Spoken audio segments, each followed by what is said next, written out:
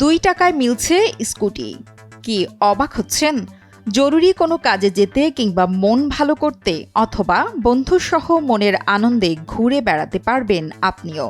সাথে নিতে পারেন পছন্দের সঙ্গীকেও।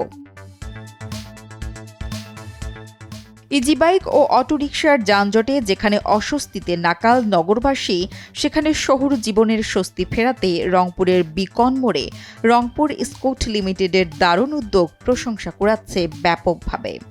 প্রতিষ্ঠানটি ব্যাটারি চালিত স্কুটি ভাড়া দিয়ে আলোড়ন সৃষ্টি করেছে গোটা নগর জুড়ে।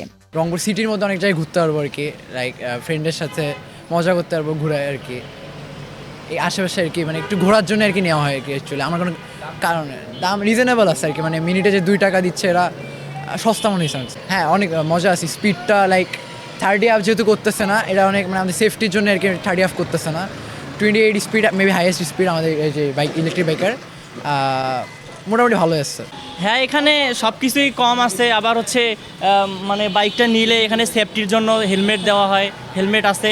তারপর হচ্ছে রেজিস্ট্রেশন করতে 20 টাকা লাগে, আর মিনিটে 2 টাকা 1 ঘন্টায় হচ্ছে 120 টাকা। 120 টাকায় অনেক দূর ঘোরা যাবে 1 ঘন্টার মধ্যে। পরিবেশ বান্ধব এই স্কুটি প্রতিদিন সকাল 10টা থেকে রাত 9টা পর্যন্ত ভাড়া নিতে পারেন। এই স্কুটি চালানোর ভাড়া নির্ধারণ করা হয়েছে মিনিটে মাত্র 2 টাকা। একমাত্র ওয়ালটন এসি দিচ্ছে 1 বছরের রিপ্লেসমেন্ট গ্যারান্টি।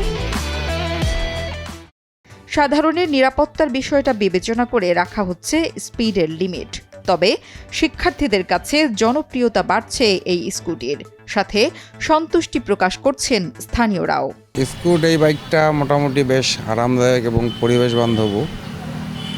আমি তো সবসময় এখানে দেখি আর কি, যে মোটামুটি তেল ছাড়া যেমন চলে, এর কোনো ধোঁয়া নাই, এবং 2 জন মিলে বেশ ঘোরার জন্য আরামদায়ক, এবং স্টুডেন্ট যারা বিশেষ করে এরাও বেশ স্বাচ্ছন্দ্যেই ঘোরে।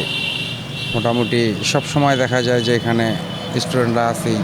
জানা গেছে সর্বনিম্ন আধা ঘন্টা স্কুটি ভাড়া নেওয়ার জন্য প্রথমে ভোটার আইডি কার্ড দিয়ে পূরণ করতে হবে একটি 20 টাকা মূল্যের ফর্ম।